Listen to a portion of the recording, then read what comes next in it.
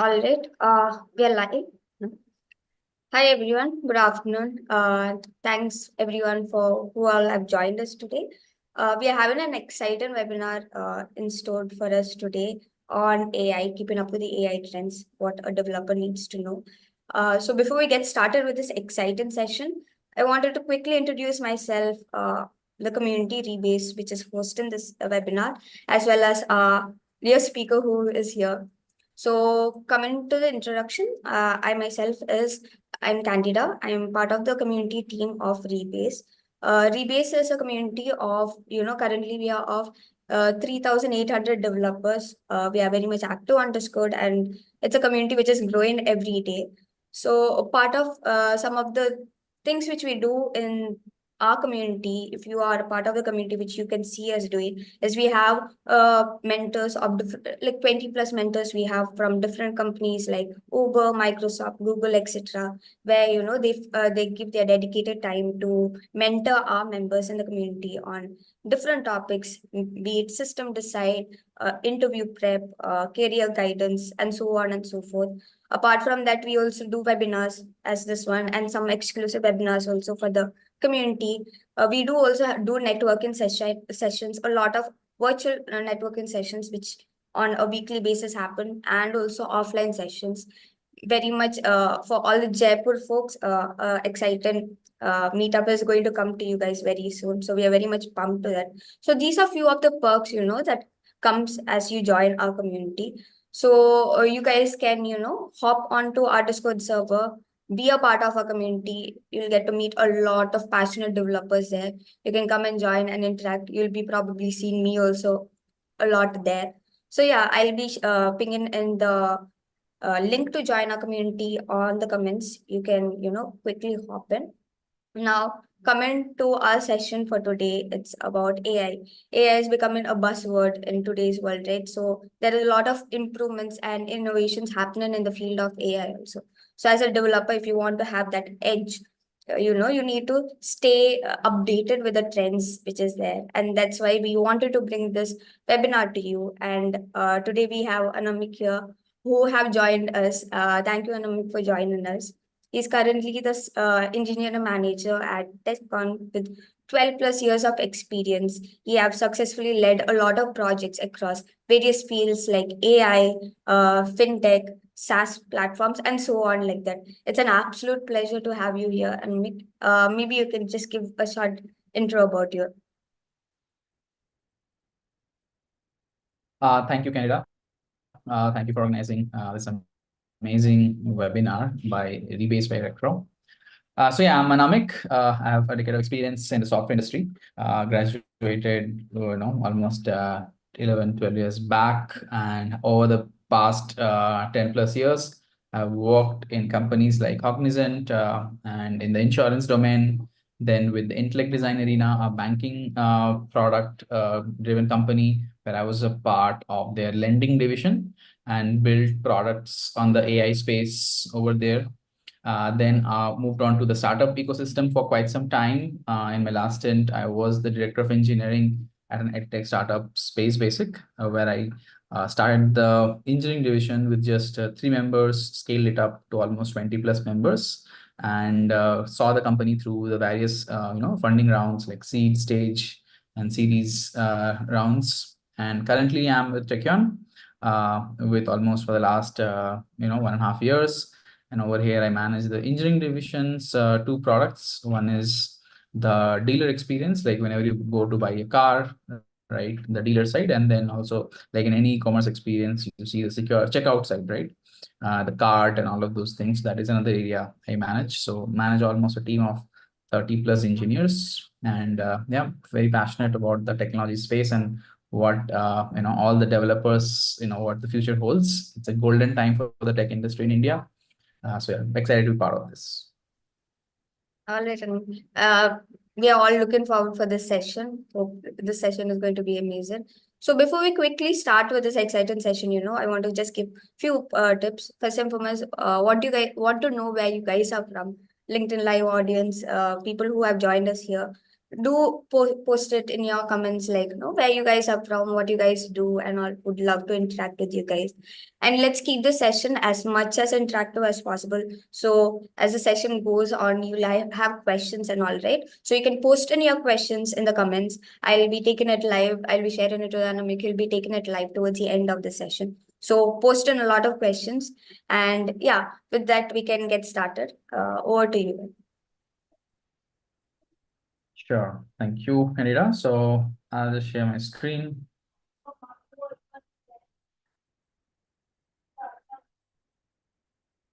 Uh, uh, you can see my screen, right? Yeah, it's visible. Okay. So yeah, hi everyone. And I already introduced myself. And today the topic that we'll be covering is keeping up with the AI trends, what every developer needs to know, right? So I already told about this. And now what we'll cover in this session, it's like, what is AI and how is it different from the traditional programming, and how you can prepare yourself in this age of AI. And as developers, very important for us to leverage this AI space, and how you as a developer can boost your productivity and my favorite AI tools. I also talk about security and other important aspects in the age of AI. And finally, we'll close it with MLOps and a couple of questions that all of you might have. So what is this rise of AI all of a sudden in the last couple of years? We've been hearing this term so often. So it's a new programming paradigm, but again, it's not something very new, right? Scientists in the US have been talking about this in 60s, right? So all the algorithms and all that we see today, right, have been neural networks and deep learning and all have been in their early stages way back in the 60s, right? Mm. But why all of a sudden this has become so big, right? And the one of the major reasons of it is the rise in the compute power, and also the huge amount of data generated in with the advent of internet, and especially post 2000 world, right, where all of this internet came, and then the social media came, then the websites become more interactive with, and then the latest in the game was the mobile internet, right? Mobile phone, right? The access of the internet over the mobile. So with all of this, it has seen that the amount of data generated in the last 5 to 10 years is actually more than the amount of data generated since the beginning, right? So, and as we all know that data plays a very, very important and crucial role in empowering AI, right? So this amount of data generated has made what AI is today. Along with that, a lot of development in the chip power, like the Moore's law, that the chip size, it keeps increasing, and keeps getting smaller, and the compute power keeps increasing by twice every couple of years. Right, so those two factors have actually made AI possible in its shape today. And definitely, as we go forward, we keep seeing newer and newer technologies in the AI space getting into the mainstream. So we have been hearing all of these terms very loosely: AI, data science, machine learning, right? So what it is about, we keep confusing one with another, right? So I'll just give a very, very high level overview of what these areas roughly translate to. So all of this ultimately fall under the bracket of data science. So that's a bigger superset, right? So data science is the entire ecosystem, which includes, like what I said about the big data, the collection of data from your mobile. If you use any app, you will see, right, that it asks for certain data to access your phone logs, your SMS, your location, and all of these, right? So all of these are ways in which data is collected. Even if you go to a website, you will see cookies and all being asked for you, right? So that is the first and fundamental stage of AI, because without data, AI is nothing, right? So the first stage is that collection of data. Then there are a group of engineers and all who are sitting, who actually go through that data, analyze the data, prepare it, clean it, and all of that happens. So the whole umbrella falls under the data science area, right? And then comes the artificial intelligence, right?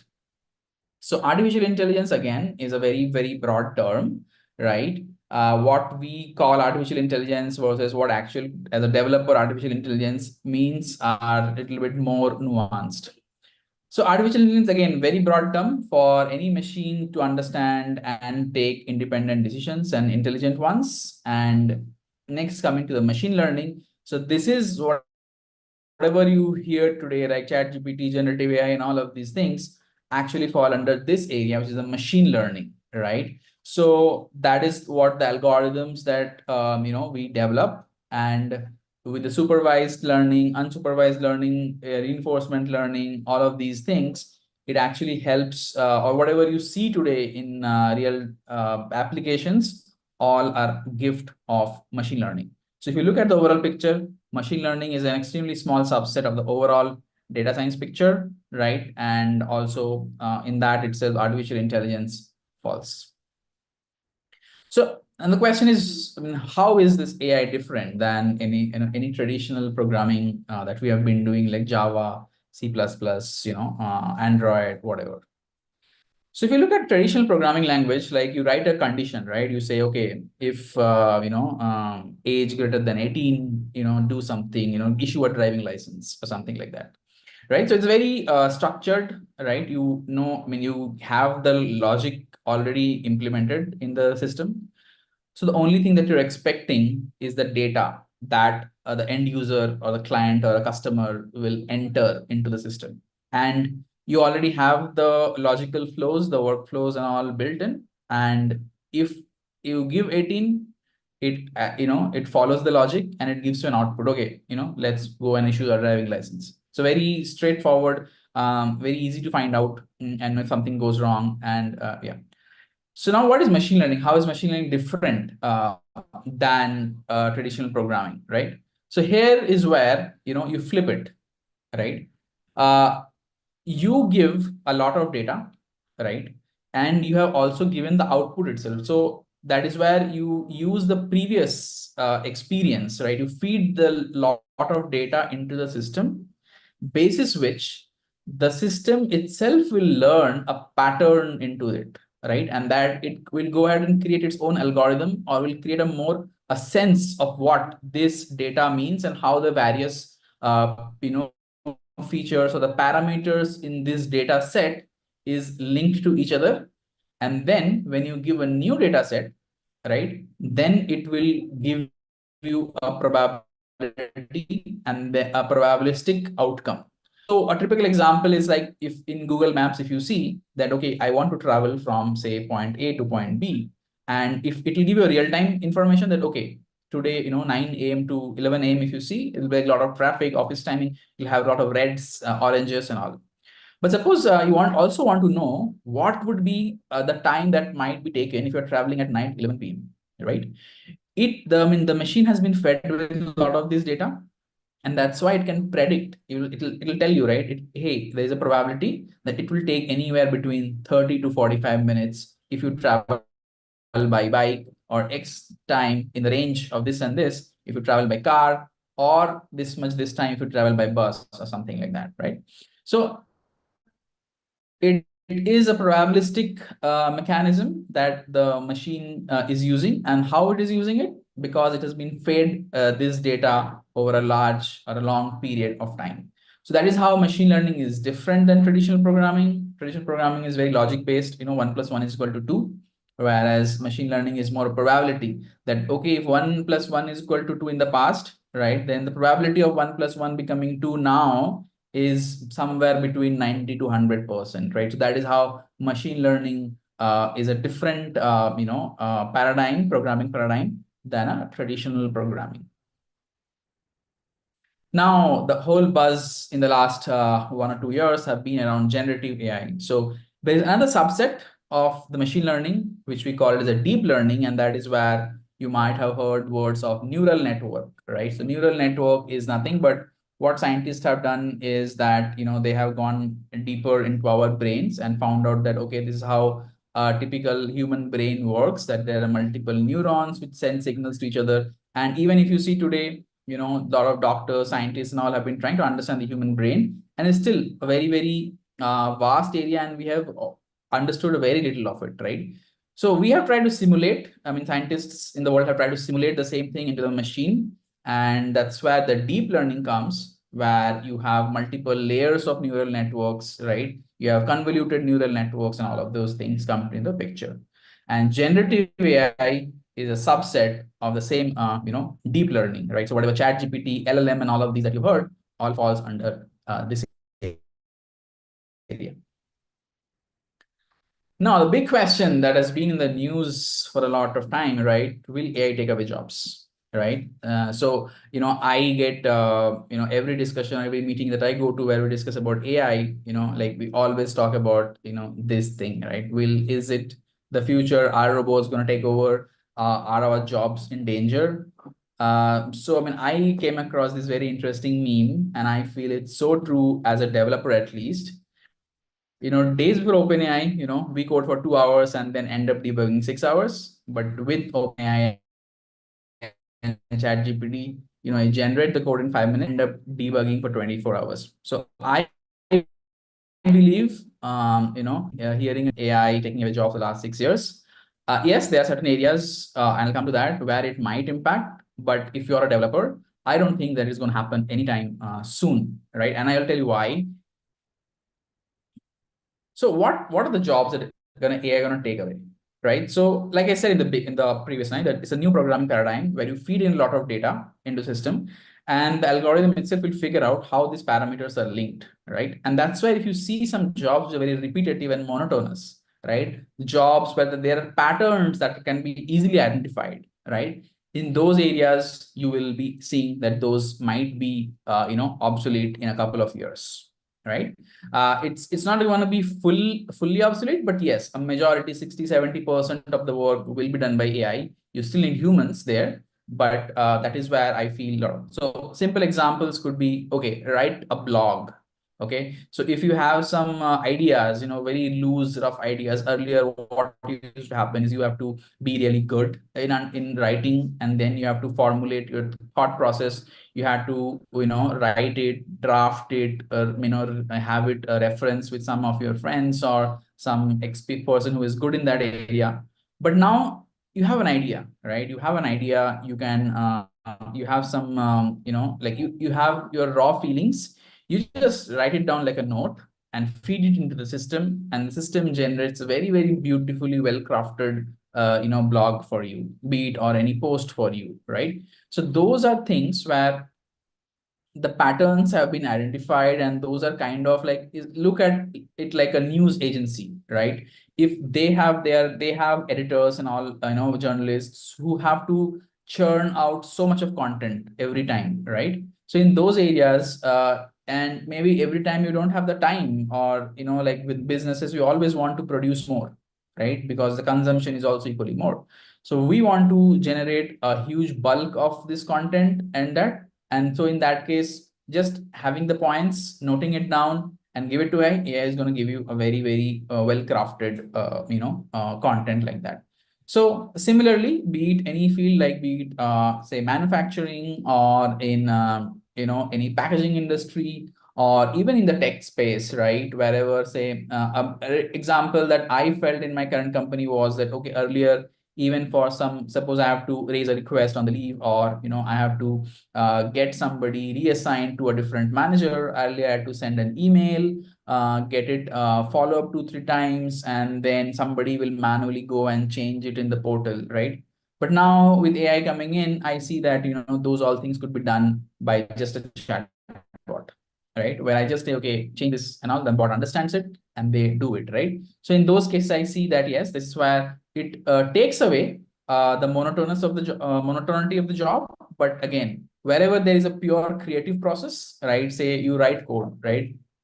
Some things can be abstracted, but a lot of the business logic that is to be written, right? That I feel is a pure creative process, and it's not a very, very mechanical. Yes, there is science and maths and logic involved, right? There is a pattern involved, but at the end of the day, it has been a creative one. And this is the same reason, right? If you see whatever practices and this agile and all of these things that we follow have all been somewhere or the other borrowed from the manufacturing industry. And still, the initial understanding was that yes, whatever the quality mechanisms or process mechanism, let's borrow it from the manufacturing industry, the automotive industry, and we'll just copy paste it in the software industry. But that did not work, because at the end of the day, humans play a very important role in the developer ecosystem, especially in the tech world, right? And the amount of work or the kind of work, I would not say even amount, the kind of work and the cognitive ability that is needed, right, to produce that end goal of a high quality software. I mean, as of today, it's not going to be something that could be done by AI. But again, I don't know what the future holds, but in its current state, I don't see things changing in the next 5 years. So like I said, can't take away is the pure creative process. And now getting started with AI. So, I mean, I've been working with AI for like around 18, 19, where I first started learning about the AI. And with generative AI, this is what I, posted last year in my LinkedIn, right? Most of the cup I played around and with all of these things. And all I found is the content floating around are very, very cherry-picked demos. Okay, they will just show you, okay, let's build this login page. Okay, and then, but integrating it into a full production system, right?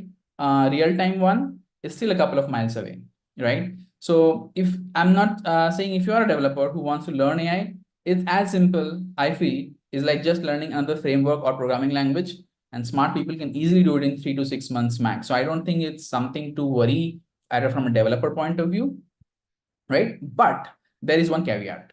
I mean, I see a lot of people who have just started their careers, right? And they are directly going to Chat GPT and asking, okay, generate this code for me, right? So those things are not is where there has to be a caution that has to be taken. But I think with time, we'll all eventually be able to figure it out, right?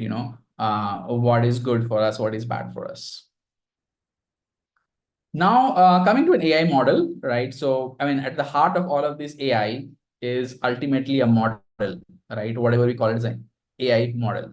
So no matter what model, I mean, deep learning model or generative AI model, the fundamental, this is what happens. There is a model over here.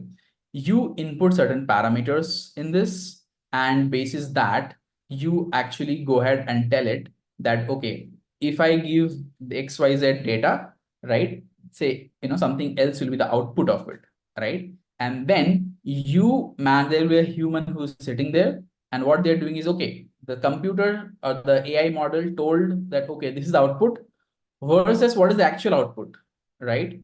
Suppose we say that, okay, I mean, you must have seen this, like if you want to predict the housing cost or the rental cost of a certain area, right?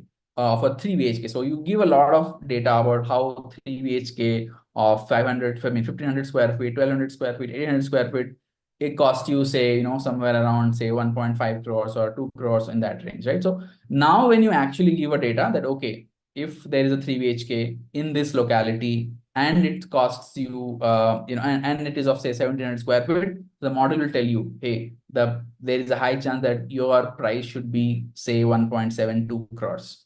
And then you go to the market and see, hey, what is the actual price? Maybe you found out, okay, it is 1.8 crores, right? And then you adjust it, and that is what is called as a computation loss. And then again, you go ahead and re-ingest this data into the model. And that's why you see when you use Google or Facebook, right? Even you see some of you, I mean, most of you would have Android phones, you go to Google Photos, and Google have identified faces in that, right? And your family, friends, whoever, and Google will ask you to annotate. If you remember, people who have been using Facebook long back, you would have seen that Facebook used to ask you to tag, okay, who is this person? And today, when you upload a photo in Facebook, there's a very, very high chance Facebook doesn't even ask you to tag. It automatically understands who this person is, because over the last couple, 7, 8, 10 years, Facebook or Google have been training their model with all of this information that you have been telling these systems time and again, right? So this is a typical AI model. No matter what AI model it is, ultimately at the core of it, this is what happens. Now, how do you as a developer get started in AI, right? So how do I look at it is two ways, like whether you want to build your data science, I mean, your career in the data science space, right? Just starting with the data analytics or as a machine learning engineer or a deep learning engineer, that is one way to go about it. The other way is like, okay, you are a software developer, you are say a React developer or front-end developer or a back-end developer or some, ops or DevOps guy, but you want to integrate AI in your workflows, right? These are the two areas that we can classify getting started with AI. So if you're looking at data science as a career, or even, so I would say that at least as a developer who has very more of a theoretical knowledge, or some, you have played around some tools like ChatGPT and Midjourney and all of those things, I would suggest that there's an amazing course by Google on the machine learning. It's a crash course. Starts at the very, very high level, right? And gives any new person who has not gotten too much technical details on the AI side, but it's a very simplistic view and simplistic way. It explains a lot of complex topics. So it's a great starting point, whether you want to build your data science career or you're just a software developer, looking to integrate AI in your workflows. For both of these audience, this particular course is something that is extremely useful. In a short period of time, you get an overall picture. And then if you're somebody, I think this is something everybody knows, but yeah, I'll just reiterate. But if you're starting your career as a data scientist, or you are a software engineer who wants to go into a little bit depth into the mathematics behind it, that, okay, you must have seen in Gmail, right?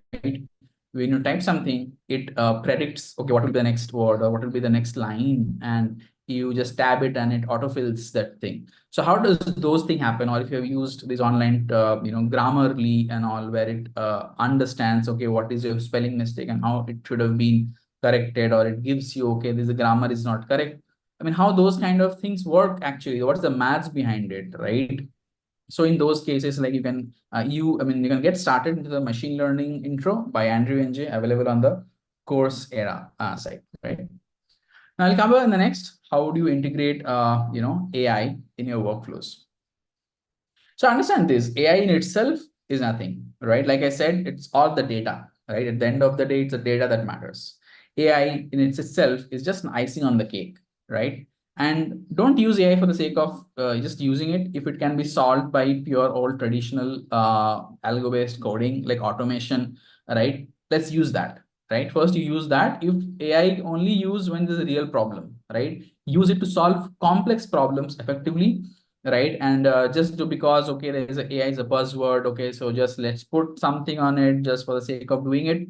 I mean, in my experience, that hasn't worked out, and most of the times that fails, right? Because fundamentally, the human nature has not changed over millennials, right? What humans are actually looking for is that, okay, I have a problem, give me a solution. Whether the solution is through AI or through traditional, systems of, plain old coding, doesn't matter. So identify where there's a real problem and then solve the problem. Don't do it reverse. That don't first build and then go looking for a problem. More often than not, that's something that doesn't work. So if you are someone who's interested, or having an initiative in your company, or you have your own product, or you're doing some freelancing and stuff, like, understand the problem and then see how AI can solve it.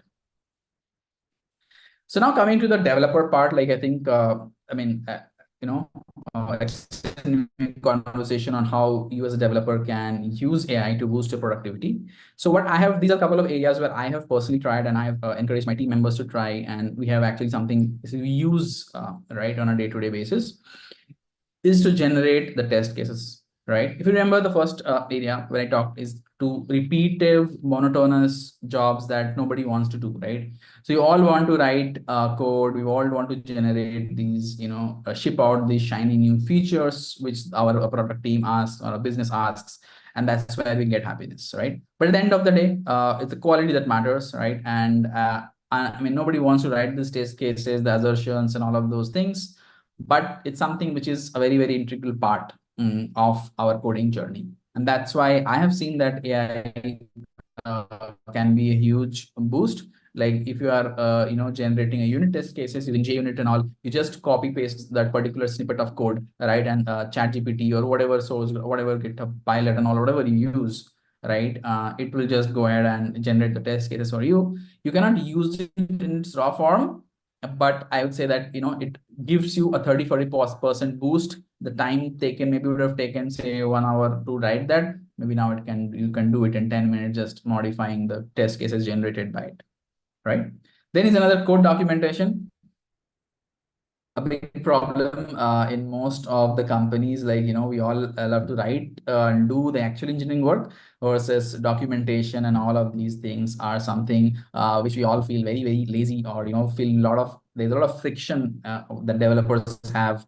Okay, why, again, I have to write on documentation. Right? That is another area where I found that, you can use AI, right? Again, same logic. So if you have a plugin and all, you can integrate it in your, your code, like Eclipse or IntelliJ, it will generate the code for you. Otherwise, also, if you're looking at a very small area, same, you can just give it a prompt, give ChatGPT prompts that, okay, I can take this particular code and, generate documentation for it, or, like code explanation, because most of the times, some of us are lucky that we get into a project right from the scratch, where we start with the new project. We are the one who build the first controllers, first mob components, right? But more often than not, we end up being part of a very, very large team, where the product would have been existed for quite some time, and we get asked to, okay, either fix this bug, or go ahead and build an enhancements on top of this, right? And that is where I feel that a code explanation has been a very helpful. Like, okay, I copy that part and snippet that, and I ask, okay, ChatGPT, explain me what it does. I have seen it does a very good job explaining me what it is, right? Say, and then there's error searches, right? Earlier, if you remember, like, now also I'm pretty sure all of us do, right? We go to chat, Stack Overflow, scroll through hundreds of comments, look at, which of these comments have the highest, upvotes, and then figure out, okay, this is the best scenario. So I feel that that has also been reduced. Again, it has both on pros and cons, but, you search on ChatGPT, what is the error? It gives a very detailed answer, right? So I don't have to run around, this place, that website, one Stack Overflow comment, then try. So more often than not, I see, that has been helpful on, searching our, error searches, right? Next, my favorite AI tools, definitely at the top of it is ChatGPT, right? So ChatGPT is one area, one tool which I believe everybody uses, and a lot of you use it for writing emails, or generating some short paragraphs, some documentation, and all of those things. So I also use it a lot of times, to build my planners, okay, or like whatever I just mentioned in the previous version. And if you are interested, you can also go ahead and build get a paid license, or if a company provides it, that's even better, right? I have seen that this helps. It has its own intelligence. It predicts the code, what it can come, right? And a lot of other features which I have found it helpful. But another one tool that I'm exploring right now, and I've been very advocating, is a source graph Cody. Very, very good tool for the developer community. Has much advanced features than GitHub Copilot, right? And the best part is that it provides an enterprise edition. So if you are somebody not a freelancing, or not in a very smaller company who is not that much concerned with data, but in a larger company is super concerned with their data, right? Where the data is going, the enterprise security, and all of those things, where source graph code is a very important tool that I found very useful. Next, I use Otter AI, like, any meeting, discussing a lot of stuff, right? So Otter AI is another important area which I use, tool I use, that, summarizes the meeting for me, gives me notes, meeting notes and all. We might have to share the meeting of minutes, right? So all of these. And then we have the Quillbot. So sometimes maybe I don't want to ChatGPT to write an email for me, right? I have written the email or whatever I want to have written the content, and I just want, just like somebody, a proofreader, right? Quillbot is another that helps me do that. Like it has multiple, I mean, you can try it out. So if you are someone who is good or has a good idea of the tool, I mean, of the in your writing space, then Quillbot I felt was doesn't take away the entire autonomy, from me, but gives me that full, independence to write my own stuff, and it just does a paraphrasing or tweaking stuff here and there. And the last but not least is the mid journey. So yeah, I do my own hobby projects where I'm looking for some image, right, or some like, okay, I want to something, I want to see Spider-Man on Mars. So like I'm writing a blog post. Okay, so those kind of things, mid journey I felt was good. Earlier it was having a free version, but now I see that, okay, you have to purchase the paid one, but still worth it if you're somebody who's into freelancing and you want to generate your own stuff. And while the tools are good for personal use, again, the concerns have always been how to use them in a production environment, right? So we don't know, like I said in the beginning, now the AI is all about using your data to train the models, and then finding the human is sitting there who says, okay, this is what the actual output should be, and this is what the output the model has given, right? So we don't know how our data is used, who is using it, who has access to it, right? So those are concerns that are valid unless you are, your prime job is to build, like previous slide I talked about source graph coding is another. They have this enterprise edition licenses and all of those things which guarantees the safety of your data. So so please be very cognizant of the fact that what kind of tool you're using. I mean, today everybody says, okay, their tool is an AI tool and all, but you never know, in the guise of helping you, what kind of data they are taking, kind of it is very, very opaque. It's not transparent, right? So another area is the bias. So this has been a major concern that has come up is the bias, right? So there have been instances where where wrong data or a certain biased data has been fed into the system, and the AI system makes it decisions based on the same, right? So that's why there's a very popular term which says garbage in, garbage out, right? So if you are somebody who is somewhere starting off with AI, so be very, very, very careful what kind of data is being fed into the system, because the problem here is it's not a simple debugging. Like suppose you have built an AI model, you cannot debug it after it has been built, because if say for the last 6 months you have been feeding it certain data, the system has been trained to behave like that. So you would need that amount of data to superimpose the previous data, right? So what ends up happening is we have to ultimately throw away that model and again build it from scratch. I think the one that happened with Microsoft launched a similar model on Twitter, and it all of a sudden went crazy because of the data that people fed it. So bias in the age of AI is another key focus thing that we all should be cognizant of, and we should be acting very responsibly when we're building or using these AI models.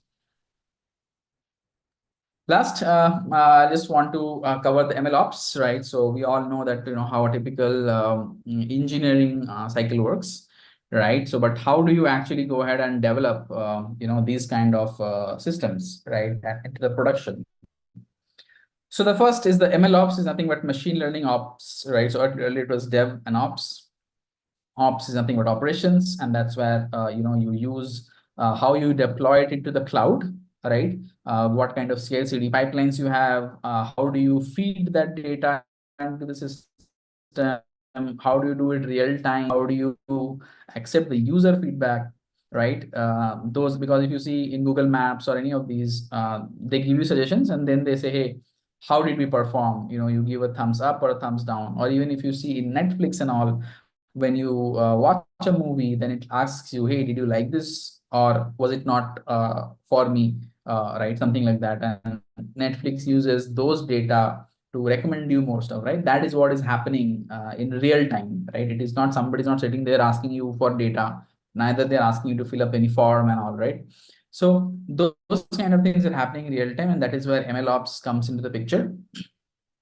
So divided into three major phases. One is the design phase, where business is more on the business side, where they gather the requirement, what things to build, whether we have the data available or not. Like we might have an amazing idea for AI, but unless you have the data, that idea will not take off, right? So collecting those kind of information is what is done in the design phase. Then we have the actual data, the model development, where, like we said, the data science part of it, where you have your data engineering team who builds these systems to ingest the data from the client to your systems, right? There will be a data analytics team who will slice and dice the data, do data parsing, data cleaning, right? And all of then this data is actually there's AI, and there are ML engineers, there are data scientists who are sitting there and building and hyper tuning these models. That comes under the model engineering. And then finally it is out in the market or in the production environment, where you test it and validate it, right? And all of these, of course, is powered by operations, where all of this model that the team engineering team developed, that will be deployed into the cloud, be it in Google or AWS or wherever. And if you see, the monitoring, triggering, all of these things, will come into the picture. So this is how you take a AI system, right, and from your local system, and you put it out in the market, right? So this is the overall cycle. So yeah, that's all from my side. Like, I hope I covered a couple of things that everybody had in their minds. But so that's all from my side. So I'll be open for questions. Yeah. So it was a great session. Anamik. So we guys, if you guys have any questions, now is the time you can post it in the comments. The attendees who are here, you can start posting your questions. So we have one question here from Shubham. It is, how is data engineering different from data analytics? So yeah, Shubham. So to answer your question, data engineering is the mechanism on how do you bring data from the public, right? I mean, from the users or whoever who is using your system into the system, right? And data analytics is the next part of it. Like, now, how do you use that system, use that data to derive insights out of it? So suppose Netflix is a good example, where, okay, you are browsing your Netflix, like you click on some video, you play it for 2 minutes, and then again you go back, right? There is a like button there, you click on that, like, okay, I like the video, show me more videos like this. So what you're doing, a lot of action, right, on the screen, right? And just imagine that this action is not done by one. There are millions of people across the world doing this action at the same time or in different geographies, right? Now, how do you convert these simple actions, which actually eventually translate to a much more complex ones? And how do you build data pipelines, right? How do you talk about the servers and all of these, and how do you bring it into the system? And then these are all unstructured data, right? If you look at it, like, how do you make sense out of that data, right? So then converting that to a digestible format is what the data engineering does. Data analytics is something that's the next part of it. Like, once it is in a digestible format into the system, now the data analytics team will come and do a slicing and dicing of this. So they want to know, if you see one section, you will see top 10 movies today, right? So that is where the data analytics team comes in. That, okay, they do an analysis and find out that, okay, based on the data that was ingested, right, to find out, okay, which are the top 10 movies that have been playing in India. Similarly, you will have in multiple geographies, multiple places, they will have different top 10, right? And now if you see, they have gone even one step ahead. They said, okay, top 10 in movies, top 10 in web series, right? So they are going deeper and deeper.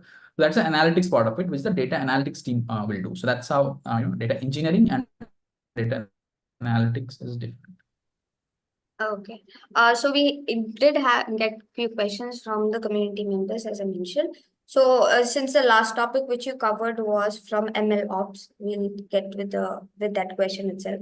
The future. What is the future of ML ops? Will the demand for MLEs reduce?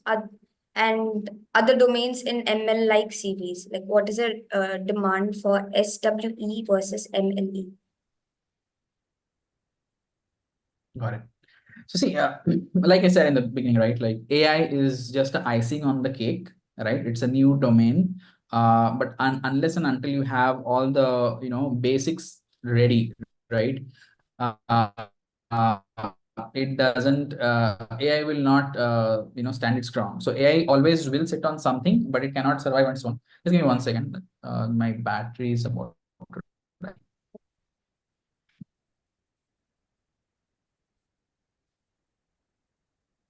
So yeah, guys, till Anamik comes, you guys can post Yeah. in more questions. Yeah. Okay. So sorry for So that. Okay. So yeah, like I was. yeah. All right. Okay. You got Yeah. So what disconnected. I was saying was that it is not going to, it's not going to go away anytime soon because see, I mean, how do we access AI, right? It has to be either via website or it has to be either via mobile app, right? And then that means you have to build a website, you have to build mobile apps, right? Then who will build that? So that is the software engineers, the front end developer, back end developer, they have to build it. There'll be a DevOps team who will be deploying it, right? ML ops is definitely something which is it's in the very infancy phase right now, and will continue to grow from here. But the fundamentals remain the same. It's at the end of the day DevOps, and ML is a top layer on it. Like whatever I talked about, right? How do you clean the data in the pipeline? Like how do you get the data from the user in real time and feed that data back into the system, into the models, right? So those are where measure of the innovations are happening now.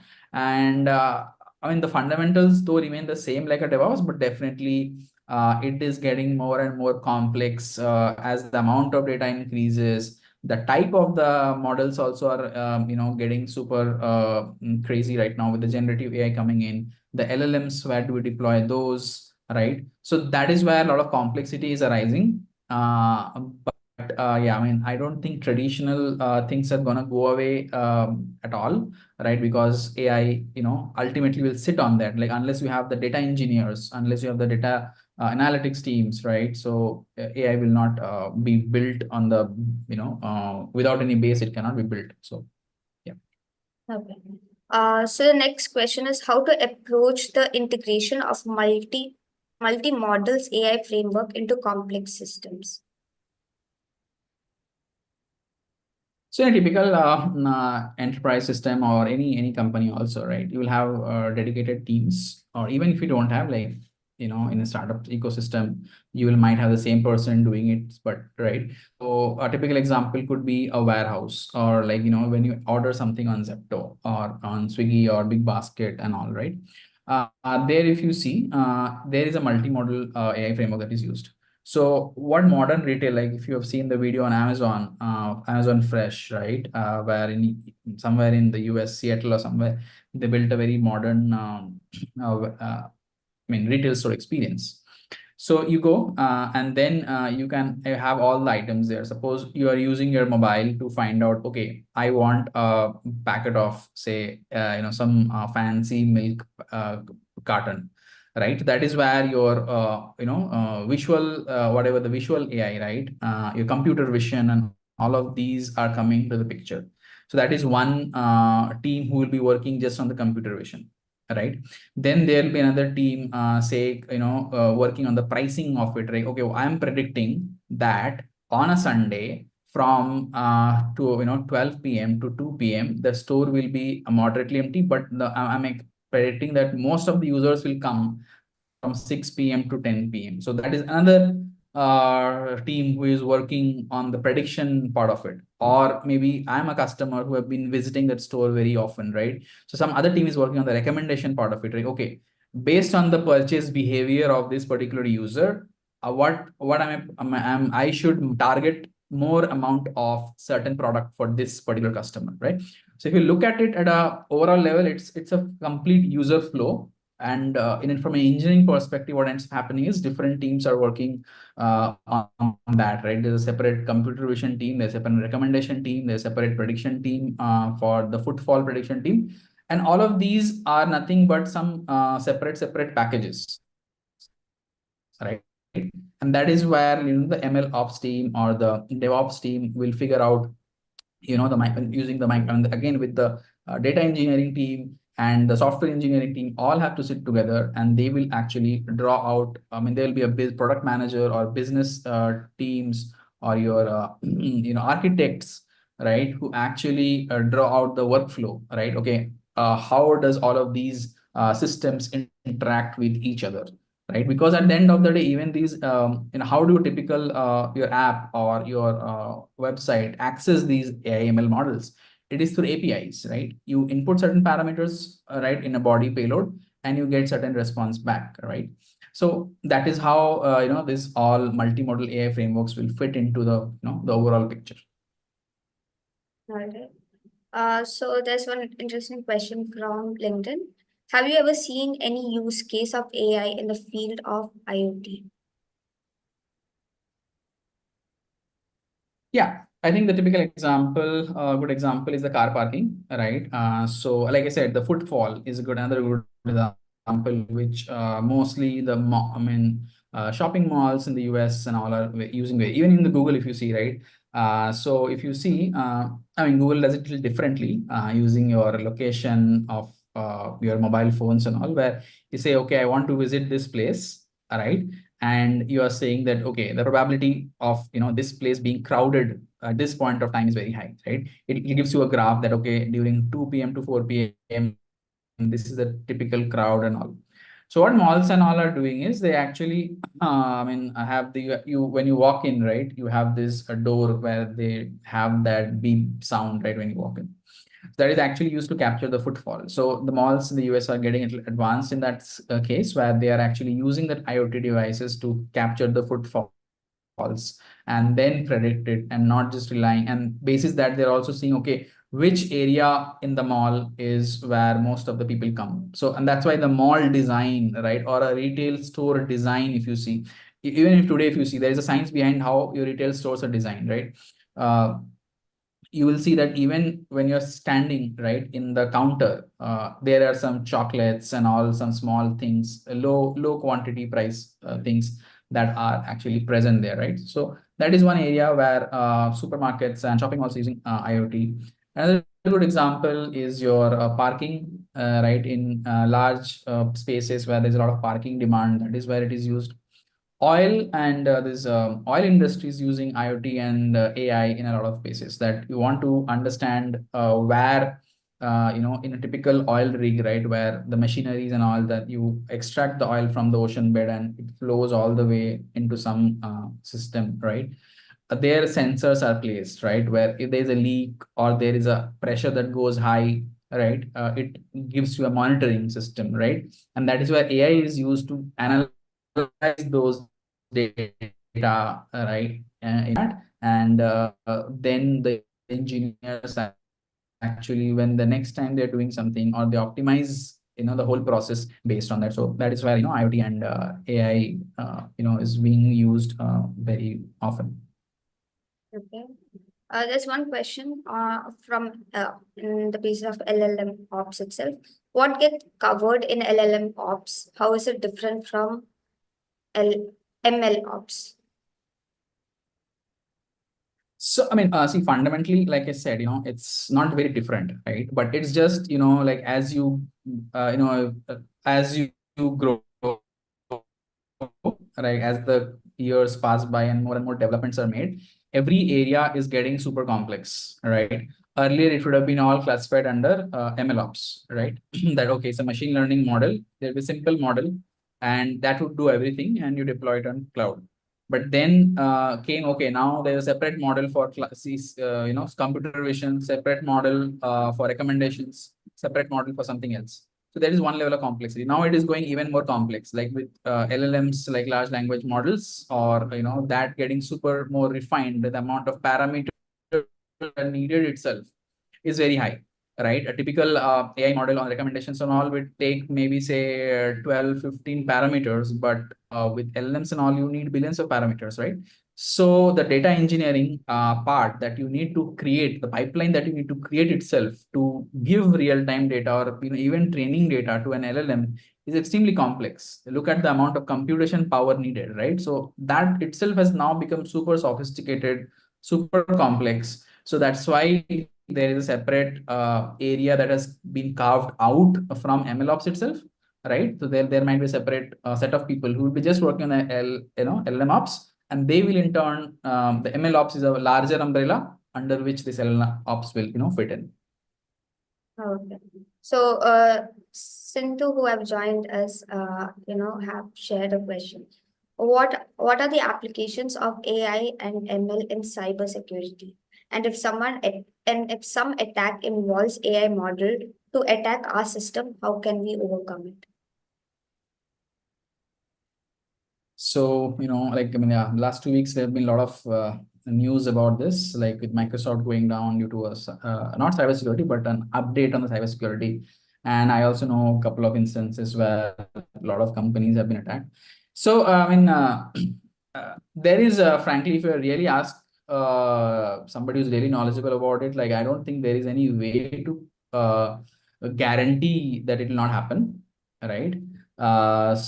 Again, like it is only we can take precautions, right? It can be 90%, 99%, but it cannot be 100% sure, right? But definitely there are, like, even if you use very basic firewalls and all, right? These days, these companies invest heavily in cybersecurity, AI in cybersecurity. So yesterday only I was just working on the firewall system where a lot of these requests that have been identified by the firewall as bots, right? Like looks like somebody was trying to do some bot they have created, and they were trying to access our website, and that got caught in the firewall. So similarly, there are certain patterns, right? So if you are trying to send too many requests in a short period of time, right? What you do is like, okay, you typically analyze the behavior of a particular website, the traffic behavior in a website. That okay, typically you will see that you have suppose just opened a website which is a 1 year old, not very famous, just you run your own supermarket, right? You want, but suppose there's some, and you have a typical traffic of 1,000. So it will not happen automatically all of a sudden you will get millions of hits, right? So that's the anomaly that will be predicted by your whatever applications you use for cybersecurity in your web server, right? But suppose it's a big company like Google and all, where by default they are getting millions and billions of hits, right? But what has happened that maybe there is some server in sitting in some remote corner where they typically don't get it, right? So all they're doing is they're trying to predict the traffic behavior pattern and trying to figure out where there is an anomaly in the behavior pattern, and that is where they will flag it, and it will be shown up to the system administrator or the DevOps guys or the MLOps guys, right? That's where you have your own NOC, like Network Operations Center, people who sit there and they track all of these anomalies to see, where then, and then they'll go ahead and raise this to the respective teams who will come and, identify, do a deep dive analysis and figure it out. So that is how AIML is used in cybersecurity. And how can we overcome? I mean, again, very, very subjective to the particular case in attack, but like there is, typically the probability of cybersecurity happening is very high, not because of systems can get super sophisticated, and it is getting, but most of the times has been found that it is because of human mistakes, right? Social engineering is a very important term, even if you guys, I mean, pretty sure all of you might have heard it. So most of the attacks happen through social engineering, right? And that's why they exploit some loophole in the system, which is the help of the people. And again, I don't know how much AI is going to help there, but yeah, all we can do is keep taking more precautions and keep ourselves more updated on all the things that are happening, and take precautions. All right. So one more question. How much stock and financial system is affected by AI model? Is it worth to create model for share market investment? Okay, great question. So, see, the fundamental, uh, everybody, I'm pretty sure a lot of these big hedge funds are doing this, right? They're creating models. I'm not saying exactly my AI models, but definitely a lot of they hire, these business grads from top colleges in the world to build financial models and use very advanced statistics mechanisms, AI and all to predict it. But the problem with the share market or the stock market, is that it's a very simple concept of supply and demand. If all people are doing the same thing, right, then how can that sustain? So somebody has to win in that, and somebody sells and somebody buys, right? That's how it works. So it might work for a short period of time, but the probability of the moment that works, right, people will be aware of it, right, and then it will be easily copied, and then that will become irrelevant. So if you get time, even a book, somebody read this book, The Intelligent Investor, right, a very renowned book in the stock market space, where it talks about various instances in the last 30-40 years where there have been top hedge fund managers who have predicted, not using AI, but basis their analysis, financial models, but they predicted, okay, this works. But the problem is that nothing works for a 30-40 year period. It works for maybe 6 months, 8 months, 1 year, right? But then the economics change, the dynamics change, the government policies change, everything changes. So, a lot of people have tried.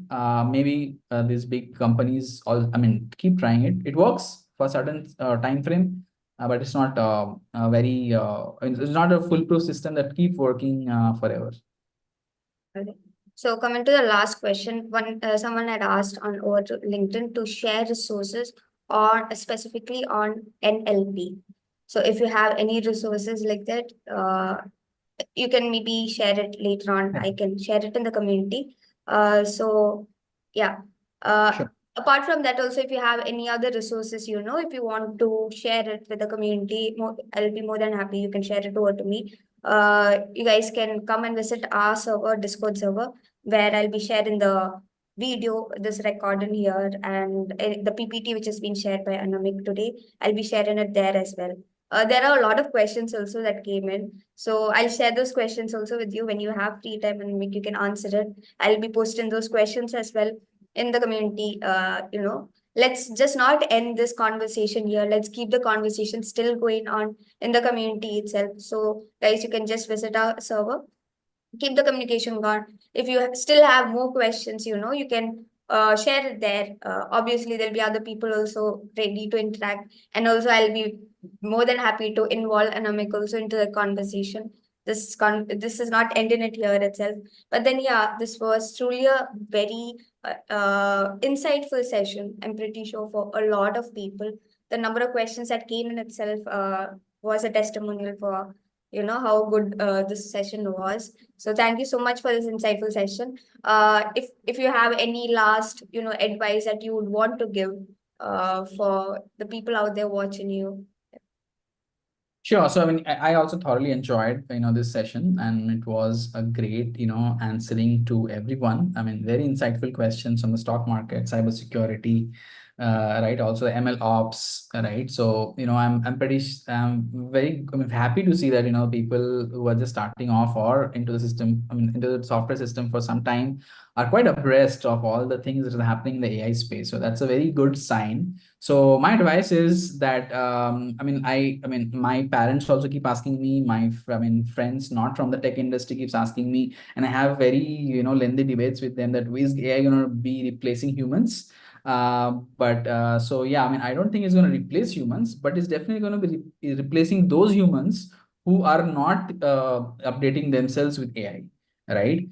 So the job market or the developer trend industry, whatever it is, right? So AI, like you all know, is very important, right? Even if you're not becoming a data scientist, right? But being aware of it, how it works internally, right? Like I shared the Google ML course or the Intro to ML by Andrew Ng. I would say that those are the basics that everybody should know, right? And at least even if you are somebody, okay, I'm not interested in so much of maths and calculus and all of those things, it's fine, but at least learn to use the tools and see how you can leverage it in your company and in your day-to-day work. Because at the end of the day, a company, this is how it works, very simple. They invest X amount of money to you, they expect 10x return from you, right? So, I mean, and if you use these tools, it just boosts your productivity and you can give the 10x faster without you actually, investing your 2x time into the system, right? So it's all about being efficient. You save time. You can use the time to do your things that you like, right? Get growing in your career. Thank you. That was a really good advice that you gave out there.